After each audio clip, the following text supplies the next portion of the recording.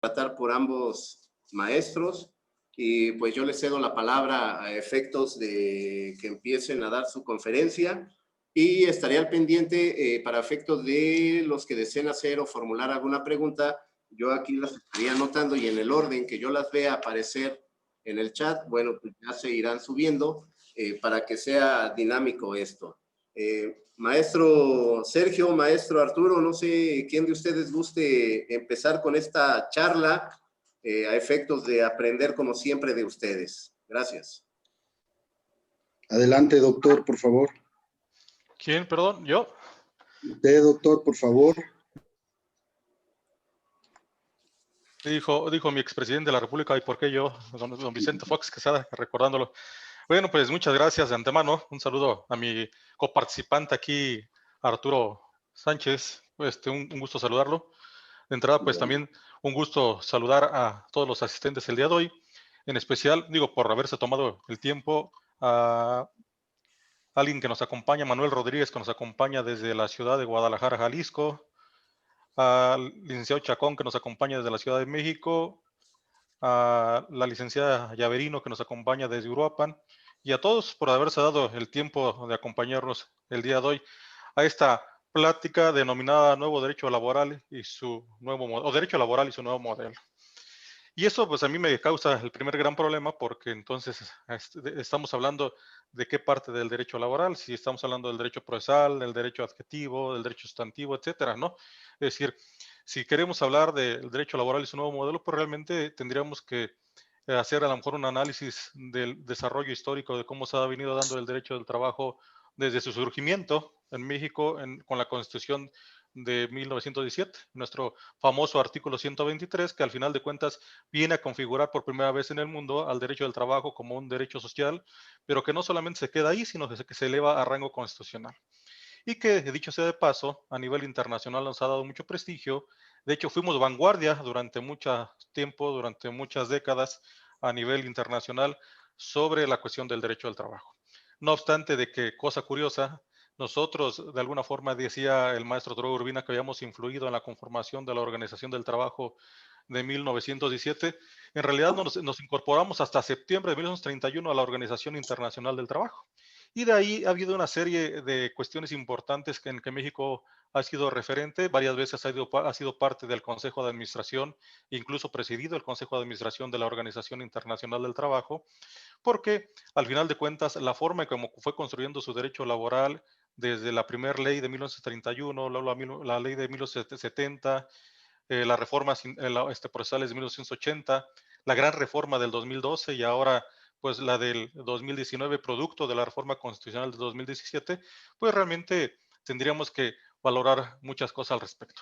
Sin embargo, yo lo he de decir con mucho pesar que meses pasados, participé en un coloquio internacional, en un seminario internacional de Derecho Comparado a América Latina y España sobre esta nueva realidad del derecho laboral y veo que ahora nos hemos quedado atrasados. México se ha quedado atrasado en la construcción de este nuevo modelo del derecho laboral. Realmente lo que estamos viviendo nosotros o vamos a empezar a vivir a partir de la implementación de la reforma en 10 estados, que ya prácticamente es una realidad al día de hoy y que posiblemente Michoacán sea a partir del año que sigue, pues son modelos que ya Chile había tomado en cuenta, Uruguay, Venezuela y algunos otros países del continente sudamericano. Digo, del continente mexicano, pero en especial Sudamérica. Pero también lo interesante es cómo ellos ya han empezado a tratar al derecho del trabajo como un derecho humano, que es necesaria la protección y la tutela efectiva del derecho laboral, ¿no? Ahí tenemos también los antecedentes de la, así se me fue, del Tribunal bueno, se me fue el nombre de Derechos Humanos, que al final de cuentas ya hay un precedente también por ahí importante y que nosotros nos hemos venido quedando y no es hasta ahora cuando hacemos estas reformas. Tan es así que México participa en la Conferencia Internacional del Trabajo de 1949 y es cuando se firma el famoso Convenio 98 de la OIT y que se espera 69 años para ratificarlo por el Senado de la República hasta el 2018, producto de que nos negábamos de alguna u otra forma a hacer ciertos ajustes a la materia del trabajo. Fíjense que es interesante esta reforma, es importante por lo que implica. Decía un amigo mío del Estado de México que tal vez la reforma laboral es la reforma jurídica más importante de los últimos 10 o 15 años en México, más allá de la reforma en materia penal y todas las demás, porque la materia del trabajo es algo a lo que vamos a estar inmersos absolutamente todos nosotros. Todos nosotros de alguna u otra forma estamos inmersos en la materia laboral y esta reforma viene de alguna forma a darnos una tutela efectiva en el ámbito del derecho del trabajo. Digo, todos habíamos pensado que las juntas de conciliación y arbitraje eran la panacea, que las juntas de conciliación y arbitraje era como debíamos seguir el camino nosotros, pero tristemente nos damos cuenta después de una serie de estudios que se hacen a partir de la convocatoria de Enrique Peña Nieto sobre los diálogos por justicia cotidiana, que se implementa también la justicia laboral en el 2015, que era necesario empezar a hacer cambios importantes en la materia del trabajo, ¿no? Y entonces es cuando empezamos nosotros a tratar de voltear y ver realmente cómo estamos parados o cuál era nuestra realidad en materia laboral. Y empezamos a ver una serie de problemas, de vicios que se daban desde el problema de los propios operadores del derecho del trabajo y hacia el interior de las juntas de conciliación. Uno de ellos fue que yo he de confesar que siempre estuve convencido de ellos, fue el pensar que para la justicia del derecho del trabajo no podíamos someternos a los modelos ordinarios o tradicionales de justicia, ¿no? Es decir, desde que nacen las juntas de conciliación y arbitraje, allá con la idea de la Constitución de 1917, que se piensa que la justicia laboral que no podía estar en manos de los jueces ordinarios, de los jueces que tienen una formación de tipo privatista, de los cuales al final de cuentas eran jueces fríos, jueces que iban a operar y que no garantizaban la justicia social o los postulados de los derechos sociales del derecho del trabajo, y era necesario a ultranza y de cualquier forma hacer valer esos derechos, esos principios del derecho social. Por lo tanto, se pensó en su momento que era necesario conformar tribunales distintos, tribunales que muchas veces se les cuestionó el por qué estaban en el Poder Ejecutivo, pero al final de cuentas la idea era pensar que los que podían resolver los conflictos laborales, como se presentaban, dada su naturaleza, que era muy distinta a la naturaleza de los conflictos civiles, eran los propios operadores del derecho al trabajo. Es decir, aquellos que de alguna forma estaban inmersos en los problemas laborales, los que vivían día a día los problemas, los que podían entender el malestar de los trabajadores y los patrones, los que tenían que en un momento dado resolver los conflictos, porque al final de cuentas ellos eran los que tenían la conciencia plena de hacerlo, auxiliados pues del presidente de la Junta, de una persona que tuviera ciertos estudios y destacado en el ámbito laboral, y que fueran ellos quienes con esa sensibilidad, la verdad sabida y buena fe guardada, pudieran resolver los conflictos laborales. Y así se pensó, pareciera que esto era cierto. Y también yo lo he pensado, yo lo llegué a pensar durante mucho tiempo. Incluso cuando se da la reforma del 2017, pensé que estábamos dando un paso hacia atrás en el ámbito del derecho del trabajo. Pensé que era un golpe bajo a los trabajadores en México, pensando en que ahora estábamos llevando de nueva cuenta aquello que pensábamos que era frío, que eran los jueces, los operadores jurídicos, los simples aplicadores de un silogismo jurídico, decían algunos, los que iban a resolver la materia del trabajo sin la sensibilidad precisamente de los actores del mismo conflicto. Pero también es cierto que haciendo un análisis real de cuál es la situación actual de las juntas de conciliación y arbitraje, tanto federales como locales, es que si bien es cierto, estos integrantes de las juntas de conciliación se eligen a través de convenciones colectivas cada 6 años a efecto de que representen alguna rama de la industria en específico, también es cierto que estos operadores brillan por su ausencia, están completamente ausentes de los conflictos laborales. Es decir, acuden solamente cada quincena a hacer la firma de los acuerdos pendientes, de las resoluciones, y prácticamente nunca están ahí. Entonces, al final de cuentas, volvíamos a quedar en un problema de que solamente resuelve, o realmente el que viene haciendo el trabajo jurisdiccional, pues son los presidentes de las juntas de conciliación, quienes además también tenían un cúmulo importante o tienen un cúmulo importante de asuntos laborales pendientes. Y que entonces la tutela efectiva del derecho laboral pues no estaba cumpliendo. No estaba cumpliendo porque si nosotros analizamos el procedimiento ordinario laboral que venía en nuestra ley del 2012 y que se reforma ahora con la implementación, pues era de 65 días hábiles cuando tenía que resolverse un conflicto. Y lo cierto es que se resuelven después de 4, 5, 6, 7 u 8 años esos conflictos laborales. Entonces, ¿cuál tutela efectiva? Realmente los pobres trabajadores que inician un procedimiento laboral, un viacrucis, terminan por aceptar cualquier oferta del patrón con tal de obtener alguna o rescatar algo de lo que era su derecho, y también ¿cuál garantía de la estabilidad en el empleo para los trabajadores? Es decir, ese es es un gran problema. La verdad es que sacrificamos en su momento la cuestión de las cuestiones técnicas y profesionales en los tribunales laborales por la idea de que eran aquellos que sabían y conocían los conflictos los que podían resolverlos en todo caso. Y entonces, de alguna forma, desechamos e hicimos a un lado todas las técnicas de la teoría general del proceso, todos los modelos que tenían que ver, incluso los avances que se venían dando poco a poco a nivel mundial, y nos íbamos quedando, nos fuimos quedando con estas juntas de conciliación y arbitraje que tanto amamos. Digo, la verdad es que también debemos decir que aquellos que nos dedicamos al derecho al trabajo nos sentimos plenos trabajando a veces en las juntas de conciliación y arbitraje, porque también nos hicimos del vicio de hacer los juicios largos. También nos sentíamos cómodos llevando las audiencias, irlas difiriendo poco a poco, ir llevando los conflictos, esperando cobrar salarios caídos de 2, 3 años y cobrando un 30%, y a veces también ofreciendo pruebas de más con tal de que esto fuera así, pero realmente como abogados, ¿cuándo pensamos nosotros en el justiciable? Es decir, ¿cuándo pensamos realmente en el trabajador que lo que busca es la posibilidad de tener un puesto laboral?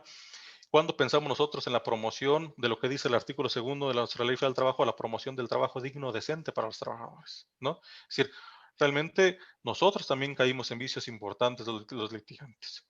Pero, por otro lado, también la desprofesionalización de las juntas de conciliación y arbitraje, y lo digo con todo respeto para mis amigos y compañeros de las juntas. Las juntas fueron desprofesionalizándose poco a poco.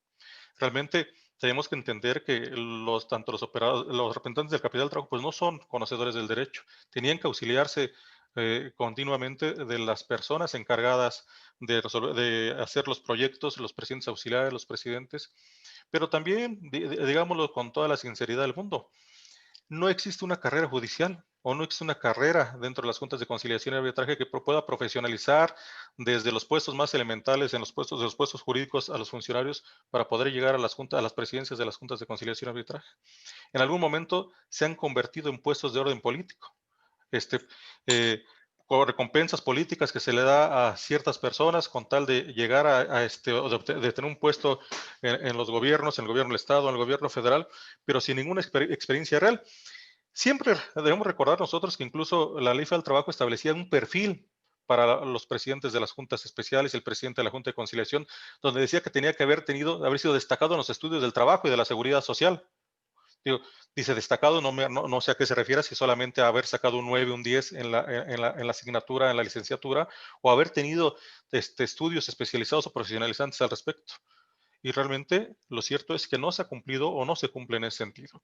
Mi respeto, sí, para muchos compañeros de la Junta de Conciliación y Arbitraje Local que se han ido profesionalizando poco a poco al paso de los años a estar de forma eficiente en la Junta Local e incluso en la Junta Federal, pero que también es cierto que esto se fue perdiendo poco a poco. Y entonces el problema es que el justiciable es el que se ha venido viendo afectado por esta falta de una tutela efectiva de sus derechos laborales, ¿no?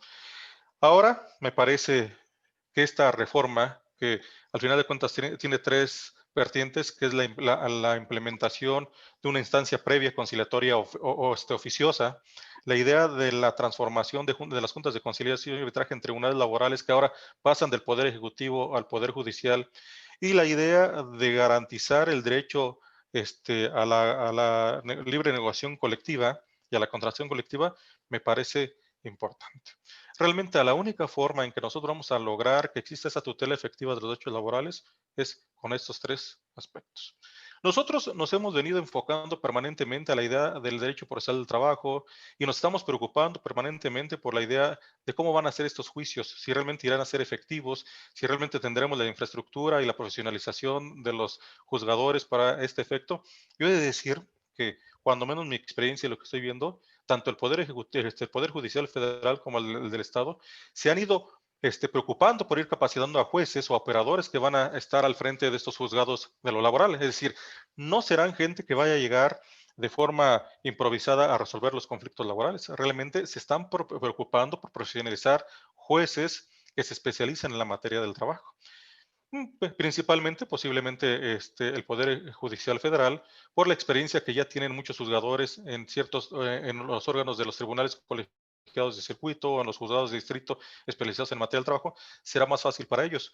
Pero los juzgados, por ejemplo, en el caso de Michoacán, reconozco el trabajo intenso del doctor Emanuel Roa Ortiz al frente de la Escuela de la Judicatura y del propio presidente del Poder Judicial del Estado, que se han ido preocupando por ir capacitando y tener ya una reserva de cerca de 20 aspirantes a jueces para ocupar esos puestos y que han venido preparándolos constantemente para cuando llegue este momento, de aquí a un año, poder hacer un trabajo correcto. Pero me parece también algo que es importante, que este nuevo proceso viene seguido de principios básicos como es la inmediación, la oralidad, la concentración, la economía y la publicidad, ¿no? Principios que van a ser importantes y básicos para que tenga éxito este modelo. La inmediación, porque al final de cuentas, hoy en día, en las juntas de conciliación y arbitraje, esta idea del principio de inmediación pues, realmente no existía.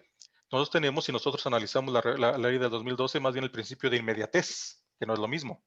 La inmediatez es la obligación de las partes de estar presente en el desahogo de las audiencias, pero no dice nada del presidente, de los integrantes de la Junta de Conciliación y Arbitraje.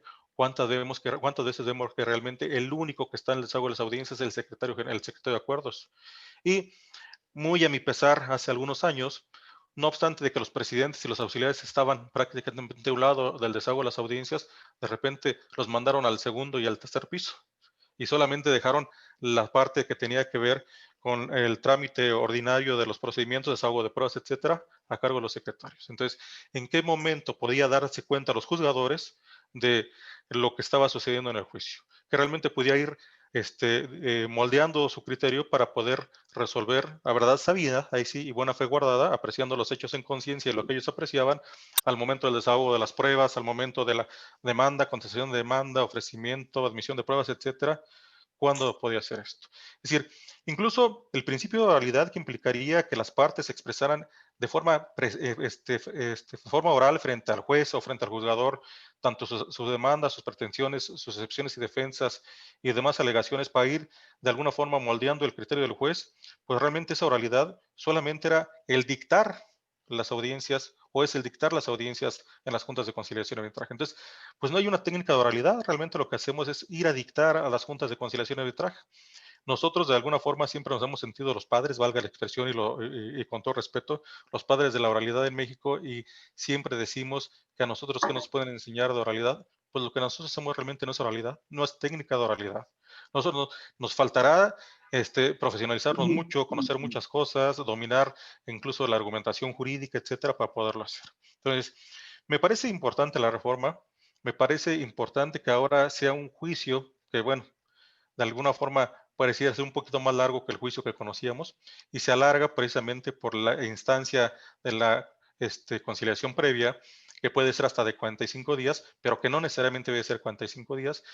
Pero esa audiencia, esa instancia de conciliación previa me parece también importante porque es una forma de resolver los conflictos de forma rápida, de forma expedita a través del acercamiento de las partes, de ese diálogo social, de ese diálogo permanente entre patrón y trabajador, que pudiera sí lograrse una tutela efectiva, pero sin la renuncia de los derechos de los trabajadores. Es decir, conciliación no es igual a renuncia, que quede claro. Esas instancias tendrán que ser lo suficientemente claras y preparadas y tener las habilidades como para poder acercar a las partes a un arreglo sin la renuncia de los derechos de los trabajadores.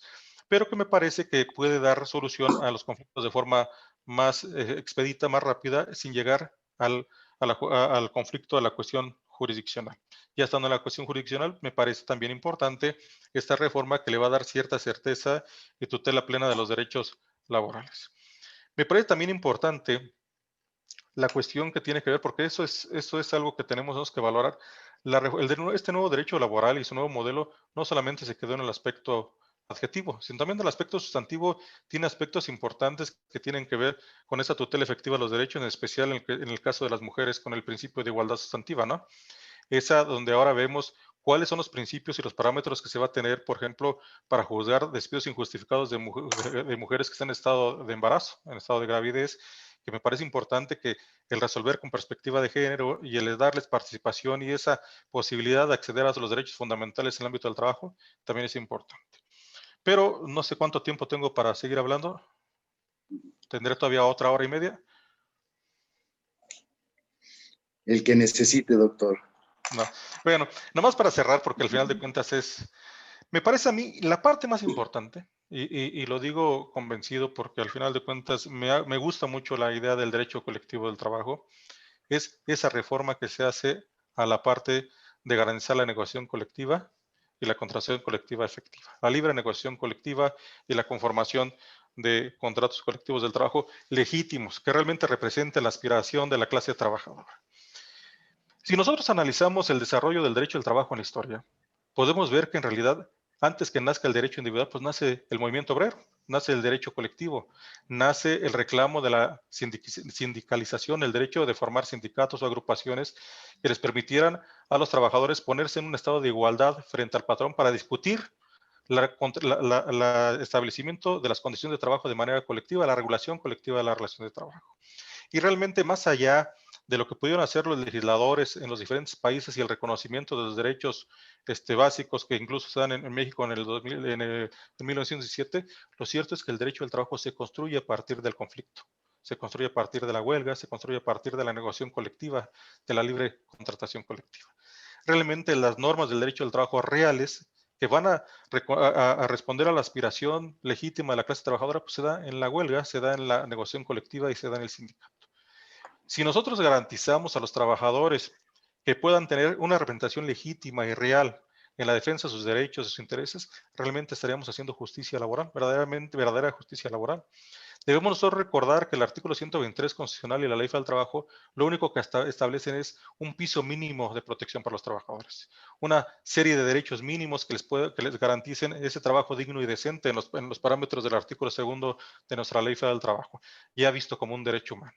Pero ese otro derecho humano que está consagrado en nuestra propia Constitución Política de los Estados Unidos Mexicanos y que incluso ha sido ya reconocida por un sinnúmero de países, que es precisamente la huelga, es precisamente la negociación colectiva, me parece que es el instrumento más importante para los trabajadores en México, para que a partir de su legítima aspiración, de sus legítimos intereses, puedan, mediante el diálogo social, construir junto con el patrón los derechos que realmente respondan a esa legítima aspiración, a esos intereses. Porque también aspirar a que el legislador responda a las necesidades de cada realidad social que se da en cada empresa, en cada establecimiento, sería imposible. Realmente cada establecimiento, cada empresa tiene su propia realidad, tiene sus propias aspiraciones, sus propias necesidades, y esa debe construirse el día con día en la negociación colectiva, en el trabajo de los sindicatos. Por eso me parece que al final de cuentas, hoy quien tiene el mayor de los retos para poder hacer efectiva la reforma laboral y poder hacer viable los derechos de los trabajadores en México es el sindicalismo. Un sindicalismo que tiene que transformarse y modernizarse. Un sindicalismo que tiene que dejarse de parecer solamente un coto de poder, un grupo de personas que están manejando a otros con fines netamente políticos y de entreguismo incluso a los patrones, y empezar a responder a la clase trabajadora en México. Las bases están dadas al final de cuentas. Vemos cómo se empieza de alguna forma a democratizar la elección de las mesas directivas de los sindicatos. La obligación de dar aviso a este Centro Federal de Conciliación y Registro Laboral, quien incluso revisará que los procedimientos de elección de mesas directivas cumplan con los principios democráticos de voto libre, secreto, universal y directo de los miembros, donde incluso puede ordenar un recuento y puede ordenar que se lleven a cabo conforme a el propio procedimiento señalado ahora en la Ley Federal del Trabajo. Me parece también importante el hecho de que ahora se obligue a que todas las acuerdos que tome el patrón con el sindicato sean consultados con la base sindical, que sea la base sindical la quien resuelva y la quien realmente acepte o no el ofrecimiento del patrón, y no que se den esos acuerdos en lo oscurito y sin el consentimiento legítimo de los trabajadores en México. Ahora, tendremos que incluso ver más allá, porque hay aspectos que sí tenemos que modificar de la regulación de las organizaciones sindicales, darles un poquito más de libertad en muchos aspectos. Tenemos retos muy importantes los sindicatos. Los sindicatos tendríamos que empezar ya a ver cómo vamos a regular el home office, cómo vamos a regular el trabajo a distancia. Realmente estamos esperando que el Estado, que el gobierno federal nos resuelva el problema de las nuevas formas de contratación que están dando en el mundo. Que podamos resolver esos problemas de esa nueva forma de organizar la empresa a través de la empresa 4.0. Esa empresa que ya está desfocalizada, que ya está descentralizada, que nosotros ya no vemos físicamente en ningún lado, pero que de alguna forma se organiza, contrata a los trabajadores, que los trabajadores están quedando en la nada y los sindicatos son los que tienen el peso específico para poder hacer la realidad de los trabajadores a partir de una acción sindical neta y real. Me parece que la parte de la justicia laboral efectiva tendrá que venir de los sindicatos y el papel que jueguen estos. Como manera de introducción, pues sería mi participación. Muchas gracias y sigo a la orden para seguir participando. Maestro Arturo, si hace favor usted de continuar. Muy bien, Salvador, agradezco la invitación y tus atenciones, y con la venia tuya y del doctor, comienzo. Pues, ¿qué más agregar, verdad? Después de la participación del buen amigo doctor Sergio, ya qué más podemos agregar. Pues miren, importante, ¿no? Importante el antecedente que marca el doctor. ¿Por qué hablar del antecedente era importante? Porque verdaderamente que después de que se da la situación de las ideas revolucionarias por ahí del año de 1910, que se ven consagradas propiamente ya en la Constitución de 1917, en el artículo 123, verdaderamente éramos un ejemplo a seguir. Éramos un país que estábamos a la vanguardia con respecto al derecho laboral, y no solamente al derecho laboral, al derecho de la seguridad social. Estábamos contemplando ya los derechos con respecto al bienestar de la población en nuestro país. Tenemos que recordar que en un principio los trabajadores, todavía en aquel entonces no se demandaba propiamente despidos injustificados. Lo que se demandaban eran accidentes o cuestiones de enfermedades que se daban dentro de las empresas y que de alguna forma no eran reconocidas por el patrón. El legislador, el Congreso Constituyente en aquel entonces voltean a ver esas necesidades sociales, después ahí con la participación del gobierno carrancista, y se plasma verdaderamente esa protección hacia los trabajadores y también los derechos que conocemos hoy de seguridad social propiamente, y no solamente para los trabajadores, sino para todos los individuos, para todos los habitantes de este país. Por supuesto que es importante el análisis de cómo se dio la conformación de las juntas locales de conciliación. Ya lo decía el doctor, era de una manera práctica, con un representante de los trabajadores, uno de los obreros, un representante de gobierno, y verdaderamente la fórmula parecía la idónea para resolver los conflictos. Era básicamente una reunión, por eso lleva el nombre de juntas, donde verdaderamente había representantes de los actores del derecho del trabajo, y prácticamente ahí en corto se resolvían los conflictos sin necesidad de llegar a un juicio. Juicio que en aquel entonces todavía ni estaba regulado, no teníamos un procedimiento claramente estipulado o claramente delimitado hasta la ley de 1970, que ya se perfecciona básicamente con el antecedente claro de la reforma que se dio en el 31. ¿Qué podemos decir? Yo, más allá de la situación de cómo viene la reforma y cómo va a ser adaptada por los poderes, tanto del Poder Judicial, y cómo en un momento dado se está dando esa transición por parte del Ejecutivo, yo voy más allá en el sentido del sentir de quienes son los actores. Verdaderamente que existe una gran incertidumbre por parte de los actores quienes intervienen en el derecho del trabajo. Y cuando hablo de los actores, no solamente me refiero a los trabajadores y patrones, también me refiero a los abogados litigantes, a los abogados quienes en un momento dado están en las trincheras, haciendo un esfuerzo, tratando de sacar adelante esta situación de la justicia laboral con las juntas tal y como hoy las conocemos, quienes verdaderamente cabría hacerles un reconocimiento. ¿Por qué? Porque verdaderamente conocemos a varios trabajadores de las juntas locales de conciliación, quienes en un momento dado, permítame, quienes en un momento dado han tenido que sufrir de falta de recursos, de tener instalaciones que verdaderamente son deplorables. Desgraciadamente, pareciera ser que la justicia laboral se convirtió en un nicho político, más que en un nicho de decir el derecho, se convirtió en una situación en donde se veían intereses de carácter político y lo que menos importaba era verdaderamente una justicia hacia el ajusticiable, como ya lo menciona el doctor.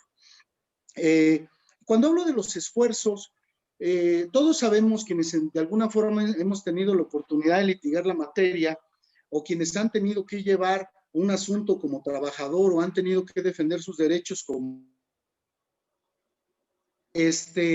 pues se habrán dado cuenta que verdaderamente en ocasiones los recursos con los que cuentan las juntas locales de conciliación son limitadas, tanto a nivel estatal como federal, ¿sí? Siempre son oficinas atiborradas de trabajo con poco personal, ¿sí?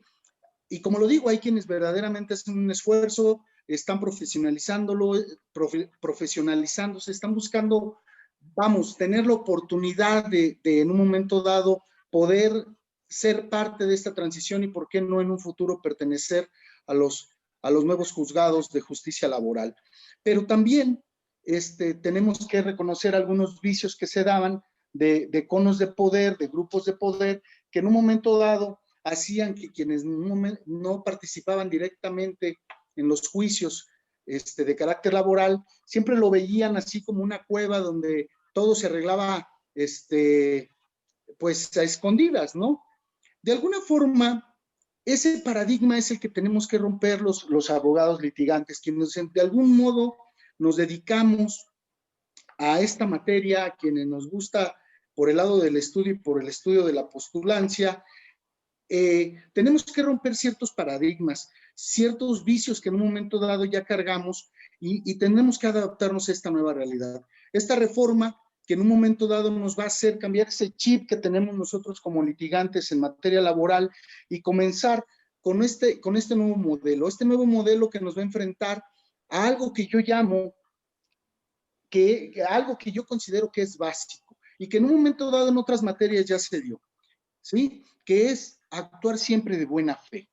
Y en ocasiones nos cuesta trabajo como abogados litigantes. ¿Por qué? Porque los abogados litigantes tenemos la característica de ser beligerantes, ¿no? Siempre pelear, sin importar quién esté enfrente, siempre en defensa, decimos, de los intereses de nuestros representados. Sin embargo, cabría la pena hacer un análisis de nosotros como litigantes en un momento dado para ver si verdaderamente vamos a ser actores positivos dentro del nuevo sistema. Y cuando digo positivos, es que verdaderamente seamos capaces de dar a conocer o de convencer a nuestros clientes verdaderamente a qué tienen derecho y qué está fuera de la realidad. Hoy tenemos verdaderamente, como lo dice el doctor, juicios extremadamente largos, pero muchos de ellos no son por la situación solamente procesal, sino son por capricho de las partes, o por capricho inclusive de los abogados que en un momento dado buscan el lucro. ¿Por qué? Porque lo que intentan es extender los procedimientos a manera de que cuando pasen 3, 4, 5 años, pues en un momento dado, pues va a ser más grande la bolsa, en un momento dado que va a poder llegar a cobrar. Lo que no en un momento dado somos poco conscientes es que cuando ya se dé en un momento dado el pago de un laudo, pues tendremos mucha suerte si la empresa todavía existe, ¿no? O si en un momento dado se demandó por ahí una reinstalación, cuando se dé esa reinstalación, seguramente el trabajador en lo que menos va a pensar es en seguir trabajando, ya se va a querer jubilar, ¿sí? A eso llegamos, desgraciadamente, en los juicios de carácter laboral, verdaderamente largos. Tenemos ejemplos claros, tenemos ejemplos como 3 Estrellas de Oro, que tienen un conflicto desde principios de los 90, claro, es un conflicto colectivo, pero en un momento dado es en esta materia. Tenemos otro ejemplo más cercano, como lo es Mexicana de Aviación, que en un momento dado son conflictos que pareciera van más allá de un interés verdaderamente laboral y que se convierten en conos de poder y de política, ¿no? Por otro lado, como ya bien nos lo dijo el doctor, los doctrinarios hablan de 3 ejes rectores. Esos 3 ejes rectores, ya nos hizo una breve referencia el doctor con referencia a la importancia con respecto a la reforma en materia sindical. A mí me parece importante resaltar el hecho del voto libre y directo por parte del trabajador. Verdaderamente el hecho de que un trabajador tenga la capacidad de analizar los acuerdos realizados por su secretario general nos da de que estamos del otro lado y que en un momento dado va a tener la obligación el patrón de entregar copia de ese contrato colectivo o de ese acuerdo que tuvo con el patrón. Hoy, en la realidad, es que el secretario de acuerdos lo que hace es únicamente dar un aviso, dar un informe de cuáles fueron los acuerdos, pero verdaderamente no se le da a conocer al trabajador ni se le da voz y voto para ver si está de acuerdo o no con lo que acordó su líder. Por supuesto, en materia de elección de su propio secretario general, pues la elección que sea libre, que en un momento dado haya otros órganos, aparte del órgano administrativo rector, que es el Centro de Conciliación y de Registro Sindical. Tenemos otras figuras pertenecientes a la Administración Pública Federal que van a estar interviniendo ahí para tener un control sobre esos sindicatos. Se hablaba de la intervención de la propia Secretaría de Hacienda a través del Servicio de Administración Tributaria, se habla también de la participación del INEGI, ¿sí? Para llevar registro de todos los miembros. Básicamente se está convirtiendo, pareciera, en un momento dado que la meta es acabar con todos esos sindicatos que hoy son blancos, que son sindicatos de protección y que de alguna forma no están cumpliendo con la esencia para lo cual fue creado el sindicato. Eso sería para mí importante resaltarlo en materia colectiva. Ya sabemos, es un tema que en todos los paneles se aborda, la creación en un momento dado de los juzgados en materia laboral. Es de llamar la atención, como atinadamente lo comentó el maestro Salvador. Por ahí tuve la oportunidad algunos añitos de asesorar al sindicato del Poder Judicial en el Estado. Y me parece de extrema importancia la forma en la cual el Consejo del Poder Judicial está capacitando a todo su personal o aparte del personal que dejó de estar en otras materias para que de alguna forma cubra esos espacios. Esto es, que verdaderamente se están preocupando, saben de lo que viene. En un momento dado tendrá que hacer así como que un cambio de experiencias. La verdad es que los abogados en materia de trabajo, yo lo decía, cambiar ese chip, pero verdaderamente tenemos una programación que en un momento dado nos va a costar enfrentar en los nuevos juzgados con el nuevo modelo, ¿no? Estos juicios de los que nos habla la reforma, un juicio oral en el que en un momento dado vamos a tener que empezar a desarrollar nuestras técnicas de litigación, la argumentación jurídica, manejar la dogmática jurídica, va a ser bien importante. Y no solamente para quienes litigamos, sino para todos y cada uno de los estudiantes que actualmente están en las aulas de nuestro instituto y de cualquier otro. ¿Por qué? Porque verdaderamente se abre un campo tanto en la investigación como en el desarrollo profesional. ¿Esto qué quiere decir? Pues que vamos a empezar a la par, básicamente. Nosotros que de alguna forma ya tenemos 1 o 2 años en esto del derecho del trabajo, pues prácticamente vamos a comenzar de cero, ¿sí? Independientemente de que ya tengamos conocimiento en algunas técnicas y conocimiento respecto, por decirlo, cargas probatorias y todo esto, verdaderamente vamos a tener que adaptarnos a este nuevo proceso. Vamos a tener que adaptarnos a las reglas que nos establece en un momento dado el Poder Judicial, tanto en el local como el federal. Me llama la atención el hecho de que en un panel hace poquito escuchaba que mantener una junta local, una sola junta especial, costaba alrededor de 11 millones de pesos anuales. Esto es que el Poder Judicial va a tener que solicitar un promedio de 120, 130 millones de pesos más en el presupuesto del próximo año. Vamos a ver, el presidente de la República garantizaba a través de nuestra Secretaría del Trabajo que esas bolsas estaban, vamos a decirlo, garantizadas, que porque quería que la reforma fuera para adelante, ¿no? Que no quería problemas en ese sentido. Esperemos a ver cómo se dan las cosas para el próximo año. Esperemos que esta situación de pandemia no nos retrase, que difícilmente va a ser así. Creo que algunos estados se van a ver afectados, entre ellos posiblemente Michoacán.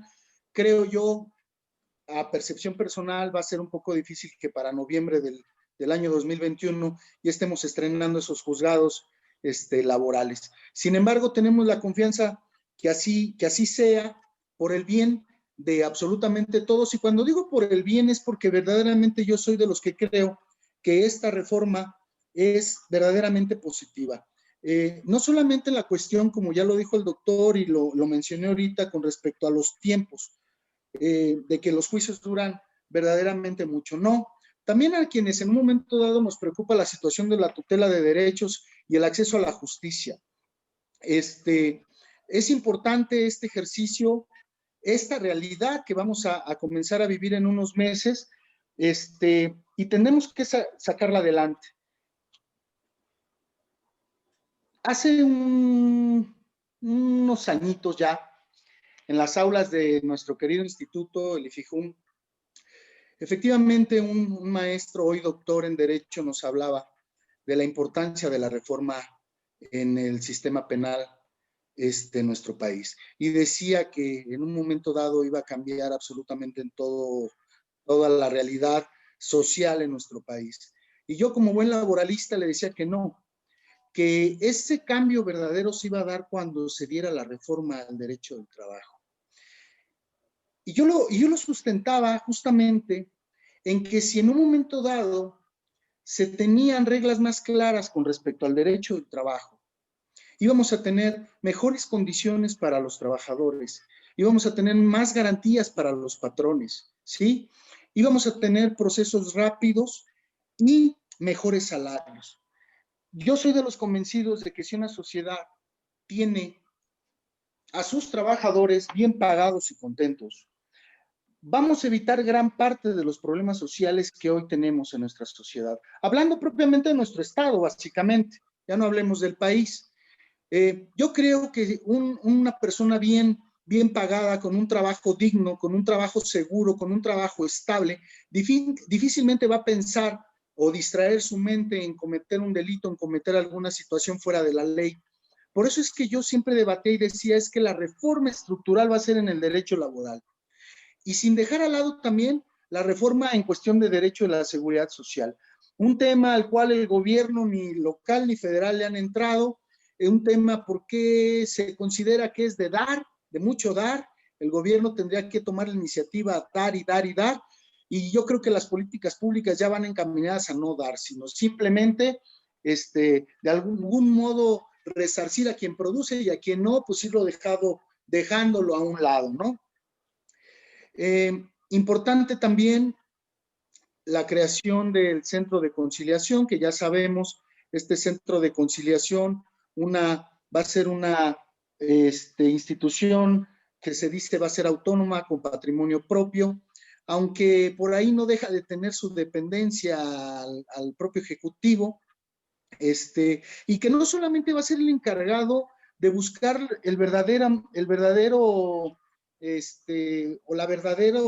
las verdaderas técnicas de conciliación o las salidas alternas a cualquier conflicto. También se va a encargar de los registros sindicales, de administrar esos sindicatos y de verificar la creación de los mismos. Estar constantemente vigilando que no existan sindicatos que queden ahí en stand-by, que pasen años y años y no celebren asambleas, con las atribuciones que la misma ley le está otorgando para citar al secretario general y requerirle que cite asamblea, ¿sí?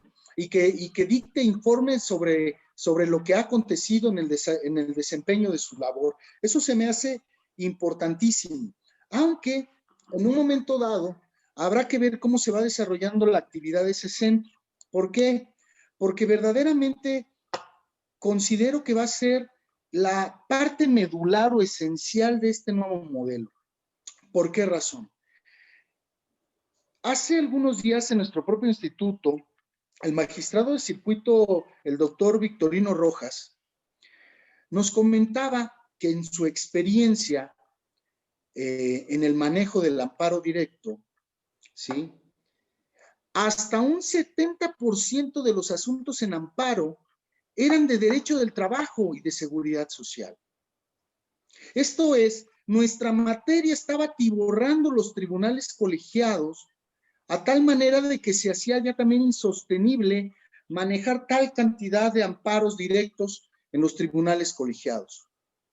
Es por ello que las políticas públicas van encaminadas a buscar salidas alternativas a ello. Por ello, este centro va a jugar un papel relevante en el manejo de los conflictos entre los actores políticos, entre los actores en este nuevo sistema. Yo ando con la política, ¿verdad? Me preocupa quién gana acá en Estados Unidos ahorita.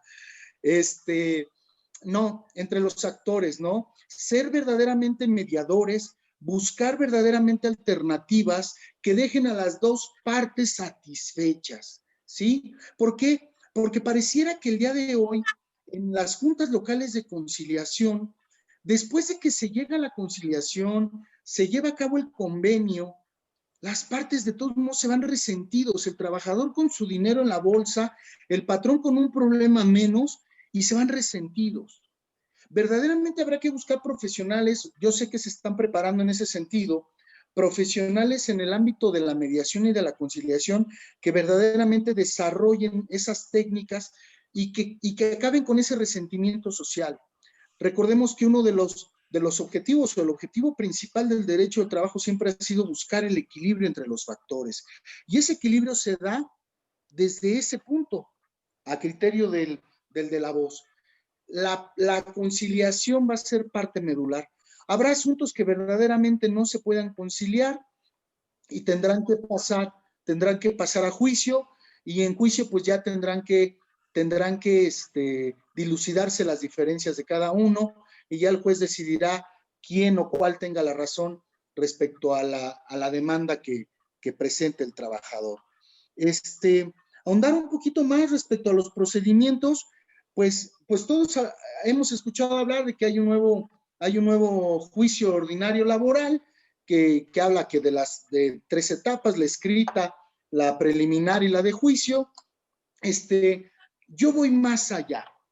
La Ley Federal del Trabajo ahora hace una clara distinción entre los procedimientos judicializables y los procedimientos administrativos. Los procedimientos judicializables ya sabemos que son el procedimiento ordinario laboral, el procedimiento especial, los conflictos de naturaleza económica, el procedimiento a huelga y los procedimientos de ejecución. Hoy se da, con esta reforma se da la creación de los procedimientos de conflictos individuales de seguridad social, ¿sí? Estos que de alguna forma eran así como que colocados ahí en los procedimientos ante las juntas actuales, ¿sí? Siguiendo un juicio ordinario, pero no tenía claramente sus reglas claras de lo que tenía que seguir o buscar un trabajador cuando tenía un problema respecto a cuestiones de seguridad social. Y no solamente los trabajadores activos, los trabajadores en retiro y cualquier otra persona que tenga un conflicto con respecto a cuestiones de sus derechos de seguridad social, hoy tienen un campo abierto que nos da la Ley Federal del Trabajo y te crea este procedimiento, el cual de algún modo no va a tener clara, no está todavía bien definido si tiene una etapa conciliatoria, aunque en la ley no está claramente especificado, se dice que va a ser directamente a la etapa escrita y posteriormente a juicio. Es importante eso dentro de la reforma, el tener reglas claras también con respecto a la materia de seguridad social, que de algún modo es innegable que va estrechamente ligado al derecho del trabajo, ¿sí? Entonces, pues básicamente, por último, quisiera hacer un comentario.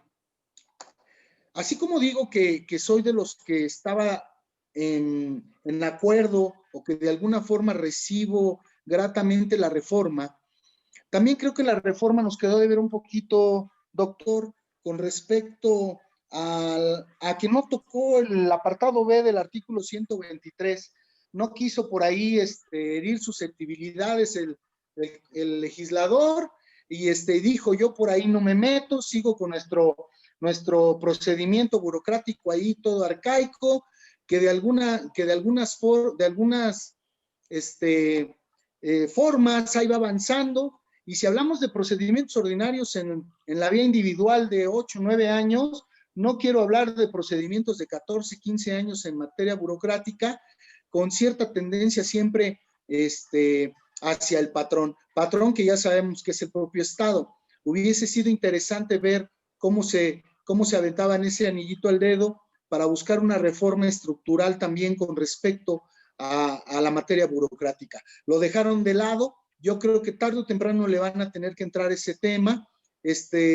Yo creo que vamos a entrar como una fase experimental, donde vamos a ir viendo cómo vamos avanzando, y tarde o temprano vamos a tener que entrarle también a la situación del apartado B del 123. Y si no, pues nosotros como postulantes, como investigadores, ir desarrollando tesis profesionales, ir desarrollando ensayos en doctorado, buscando iniciativas para que de alguna forma ese derecho burocrático no quede de lado y que verdaderamente también los trabajadores al servicio del Estado en todos los niveles tengan verdaderamente acceso a la justicia y esa tutela de derechos de la que tanto hoy hablamos, y sobre todo de ese principio de igualdad y no de discriminación en el ámbito de los derechos laborales, que costó tanto y tanta lucha, no solamente en México, sino en todos los países del mundo, ¿no? Entonces, hasta aquí sería mi participación. Agradezco, es cuanto. Muchísimas gracias, maestros. Y bueno, ahí tenemos algunas preguntas. Le voy a dar vista ya indistintamente, cualquiera de los dos pudiera contestarla. Es del licenciado Alfonso Lugo Saavedra, de Guadalajara, Jalisco. Lo felicita en cuanto a la propia conferencia, y su pregunta radica en qué pudiera pasar en caso de que la mayoría de los trabajadores no estén de acuerdo con lo que pactaron y los representantes sindicales y el patrón. ¿Cuál sería el procedimiento? Si me hacen favor, cualquiera de ustedes, indistintamente sabedores de su gran capacidad para poder reflexionar y discernirla tan rápido como sea posible. Doctor, ¿requieres hacer honor a tu amigo de Jalisco? Bueno, no era mi amigo, hoy es mi amigo porque digo, no tengo el gusto de conocerlo, pero ya el hecho de que me venga a oír y que nos escuche, yo creo que ya es de agradecerle, ¿no? Ya es de agradecerle el sacrificio que hacen estarnos escuchando a nosotros. Bueno, en realidad la propia ley federal del trabajo es muy clara, establece el procedimiento que debe existir de consulta a la clase trabajadora mediante ese voto libre, universal, secreto, y donde incluso puede participar el Centro Federal de Conciliación y Registro Laboral para verificar que se lleve y que realmente haya sido una consulta auténtica a las bases. Dice aquí que en el supuesto de que los trabajadores no acepten el ofrecimiento, podrán irse a huelga. O sea, al final de cuentas, ese sería en todo caso su deseo. Si eventualmente los trabajadores no están de acuerdo con los ofrecimientos hechos por el patrón y por el proyecto de convenio presentado por el patrón y por la directiva sindical, podrán hacer uso del derecho a huelga. O bien, buscar ahí se me fue el nombre, ampliar el término de prehuelga con el objeto de seguir con las pláticas conciliatorias. Pero al final de cuentas, lo cierto es que los dirigentes sindicales no podrán firmar ningún acuerdo si no es mediante la aceptación por parte de la base. Y eso me parece a mí bastante interesante, ¿no? Digo, nos acaba de pasar algunos sindicatos aquí en Michoacán, donde ahora con la idea de la pandemia solamente avisaron que como no los podían juntar para votar, ya estaba el acuerdo y que ya habían solucionado otros conflictos. Lo cierto es que nunca solucionó los conflictos. El problema es que todos aquellos trabajadores que tenían violaciones en particular que hacer valer y que tenían que repararse por parte del patrón, no se hizo. Entonces, la propia ley establece el mecanismo, establece cómo debe hacerse la votación, cómo debe darse el aviso en todo caso, cómo debe llevarse a cabo el acta de votación, y que en efecto, si no se llega a un acuerdo, tendrá que hacerse en un momento dado uso del derecho de huelga, ¿no? Que podrán irse a la huelga en todo caso los trabajadores. Adelante, Arturo.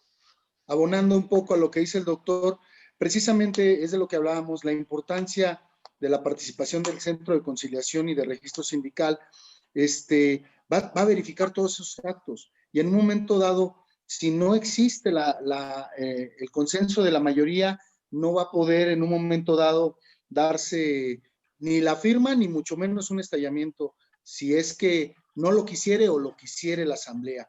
Aquí hay una situación que es bien importante, habrá que ver cómo se van desarrollando los procedimientos a huelga, cómo va la Corte a través de sus criterios, cómo se va comportando los nuevos criterios y las tesis y jurisprudencia. Recordemos ahora que el secretario general, de acuerdo a la jurisprudencia, está facultado para celebrar cualquier convenio, justificándose en que es para el beneficio de la mayoría o de su sindicato. Eso queda atrás y en un momento dado aquí el secretario va a jugar el papel de representante, pero la voz directa ante el órgano va a ser la Asamblea, y la Asamblea es quien decidirá a través del voto directo si está de acuerdo o no en lo que en un momento dado ha negociado su secretario general, pero todavía no está pactado.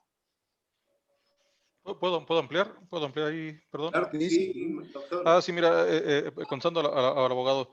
El propio artículo 390 ter, que es de los que se adicionaron ahora con la reforma, la fracción cuarta, dice que en caso de que el contrato colectivo inicial de trabajo puede ser inicial o el convenio de revisión, que esa es una parte interesante porque los sindicatos están pensando que solamente en el caso de contratos colectivos iniciales tendrá que hacerse esa consulta, es mentira. La consulta tendrá que hacerse en las revisiones de los contratos colectivos de trabajo, en las negociaciones que se hagan, en las revisiones periódicas, tanto del clausulado general como de la cuestión salarial. Dice, si no consta con apoyo mayoritario de los trabajadores cubiertos por el mismo, el sindicato podrá ejercer su derecho de huelga en caso de haber promovido el emplazamiento correspondiente y prorrogar o ampliar el periodo de prehuelga con el objeto de continuar con la negociación y someter el acuerdo de nueva consulta observando lo dispuesto por la fracción quinta del artículo 927 de la ley.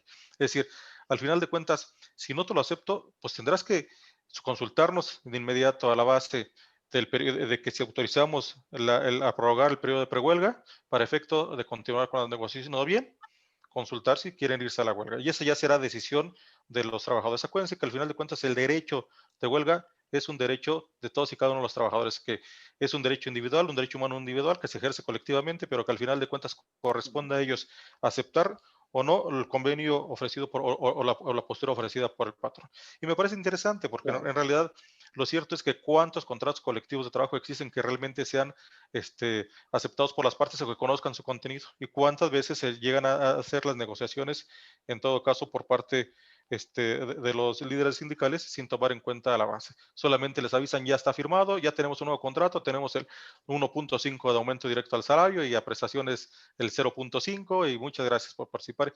Y realmente no están atendiendo los verdaderos intereses de la clase trabajadora. Me parece que la solución aquí está en este artículo, el 390 ter de la Ley del Trabajo. Y Gracias. perdón nada más. Aquí es donde entra verdaderamente lo que en un momento dado decía hace rato. Un trabajador tiene que ser consciente. Esto, ¿a qué voy con que tiene que ser consciente? El trabajador durante mucho tiempo luchó, me refiero al sindicalizado, luchó por tener este derecho, el derecho al voto, el derecho a tomar la capacidad de decisión. Pero tendremos que entender, o tendrá que entender el trabajador ahora, su compromiso y responsabilidad para involucrarse en los asuntos sindicales, involucrarse verdaderamente en lo que se está negociando y verdaderamente hasta dónde se puede llegar con esa negociación. ¿Por qué razón? Porque tampoco van a ser los sindicatos vamos a decir, grupos o cuevas de gente con berrinches o con en un momento dado pretensiones fuera de la realidad. ¿Sí? Esto va a hacer que verdaderamente los trabajadores se responsabilicen y sepan hasta dónde en un momento dado está el derecho o hasta dónde se limita su derecho, ¿no?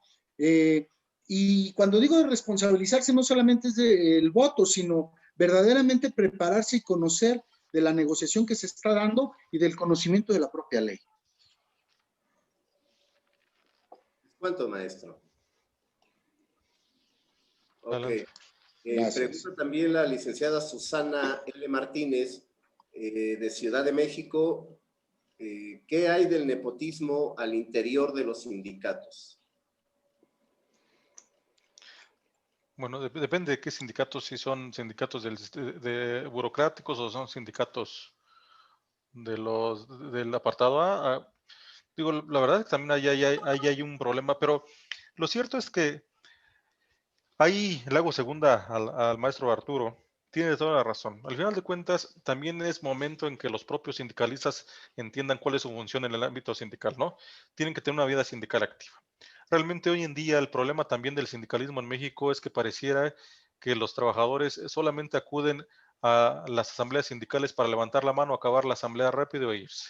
Y ni siquiera están en la posibilidad de discutir con el líder sindical si están de acuerdo o no. Claro, eso también debemos entender lo que era precisamente por ese abuso por parte de las mesas directivas que amedrentaban e intimidaban a los propios trabajadores, porque al final de cuentas ellos eran los principales violadores de los derechos de todos de sus agremiados, al negarles ciertas prerrogativas que tenía el sindicato para el escalafón o cosas de ese tipo, y entonces los iban dejando a un lado y al final de cuentas violentaban los derechos de los trabajadores. Me parece que ahora, con la idea de la democratización de los sindicatos, pues está en sus manos el poder conservar este tipo de líderes nefastos o poder en todo caso poderlos ir desechando. Se refiere a los del apartado B. Fíjense que hay algo que tendríamos que ver que realmente se aterrice, porque la reforma del 2017 en materia sindical también toca algo de los sindicatos burocráticos. Y habrá que en todo caso buscar, a ver la forma de que se materialice ya en la Ley Federal de los Trabajadores al Servicio del Estado la posibilidad de democratizar realmente a los sindicatos al servicio del Estado. El problema también es que ahí, hijo, esto es académico, ¿verdad? Puedo decir lo que yo quiera, y eso es importante. Digo porque al final de cuentas el gran problema es que el peor de los patrones es el Estado. Y eso tengo que decirlo realmente, me parece bien interesante porque participando y discutiendo en algunas instancias del gobierno federal, hoy en día, y es una pregunta que sé por ahí que ojalá podamos contestar, sale en las mañaneras el presidente de la República, don Andrés Manuel López Obrador, a decir o hablar, promover la desaparición del outsourcing. E incluso la secretaria del Trabajo y Previsión Social, María Luisa o Ana Luisa Alcalde, también Ajá. habla al respecto. Pero curiosamente, este semestre a muchos sectores de los trabajadores al servicio del Estado los acaban de cambiar a outsourcing. Sí. Y este semestre lo van a cobrar por outsourcing. Entonces, ¿cómo es posible que satanices ese outsourcing y estás haciendo el uso de estos mecanismos ilegales para evadir obligaciones laborales por parte del gobierno federal? Y no solamente el gobierno federal, también en los gobiernos de los estados, ¿no? Los gobiernos locales. Ese es un gran problema que tenemos que ver qué hacer con este. Entonces, creo que la respuesta está en revisar y que se materialicen las reformas del apartado B en materia del sindicalismo, que también van en el mismo sentido del apartado A. Y más allá de hablar de un nepotismo, en el caso de los sindicatos del apartado B, el nepotismo no se da o sea, la fuente del nepotismo no está en el propio sindicato, está en las políticas implementadas por el propio patrón, que en este caso es el Estado, que de alguna forma ha jugado o ha permitido, por decirlo así, que se dé este tipo de situaciones, ¿no? ¿Cuántas veces se da que en algunas instituciones hay muchos amigos y parientes? Y de alguna forma, pues tenemos que entender que no se les puede negar su derecho a la coalición y a sindicalizarse. Y una vez estando en el sindicato, pues hay quienes en un momento dado se puede prestar para hacer algunas fechorías. Por eso hablamos de la importancia de esa reforma que ya comenta el doctor. Sería importante ver cómo se cristaliza en materia del artículo 123, apartado B. Ok, maestro, aquí el licenciado Ulises Nicolás Carmona os solicita una opinión en cuanto a este nuevo paradigma de reforma y que se desaparecen los outsourcing en materia laboral y se requiere también lo que establece la ley orgánica del Poder Judicial de la Federación o de aquí del Estado a efecto de los 5 años de experiencia en cuanto a cumplir el requisito para ser juez en materia laboral. Son 2 preguntas en una del licenciado Ulises Nicolás Carmona. Sí. ¿Quién va primero? Si me permites, doctor. Adelante. Pues, respecto a los 5 años de experiencia, sí, es algo que en un momento dado sorprendió a algunos y a otros no tanto. Y lo digo así porque verdaderamente algunas personas se dieron cuenta que algunos poderes judiciales de algunos estados ya estaban capacitando a su personal en el nuevo sistema laboral, ya tenían algunos hasta en reserva de jueces, pero resulta ser que ninguno tenía, pues en un momento dado, la experiencia en la materia del trabajo. Y hay quienes preguntan si realmente es necesaria la experiencia en materia del trabajo, si estamos hablando de una reforma nueva, estamos hablando de una ley nueva, que sí era necesario. Y yo les decía que por la propia naturaleza del derecho al trabajo se hace necesario. Estamos hablando de que el derecho al trabajo, no porque haya existido esta reforma, perdió su carácter proteccionista, ¿sí? Y el Estado tiene que seguir garantizando los derechos de los trabajadores. Tiene que buscar que verdaderamente las personas que sean los encargados de decir el derecho en materia del trabajo, en este caso los jueces y todos los que intervienen como auxiliares de los juzgados, sean personas que tengan el conocimiento y la experiencia en la materia. ¿Por qué razón? Yo lo decía, porque no solamente se trata del derecho, se trata de las costumbres y del sentir de la clase obrera. No es lo mismo manejar la materia privada como en el derecho civil, ¿sí?, que manejar a un litigante en materia de trabajo o al propio trabajador en materia de trabajo. A mí me decían situaciones tan prácticas que en un momento dado un abogado civilista no llegaba a entender. A mí una cosa muy simple me decía un abogado civilista: oye, ¿por qué ustedes no cobran en un momento dado gastos cuando llega un cliente a verles? Yo le decía, es muy fácil. ¿Cómo le voy a pedir gastos a un trabajador que acaba de ser despedido? Con esa simple contestación le resolvía, o de algún modo yo quitaba la nube de la forma en la cual vemos la situación nosotros social con respecto a los trabajadores. Y eso es lo que tiene que ir aprendiendo todo actor dentro del nuevo sistema. Estos trabajadores que pertenecen hoy, los funcionarios públicos que pertenecen hoy al Poder Judicial del Estado o de la Federación, tienen el conocimiento tal vez técnico, pero no del sentir de cómo se manejan estas cuestiones desde el ámbito del obrero, en el manejo simplemente de los líderes sindicales, en el manejo de los grupos sindicales.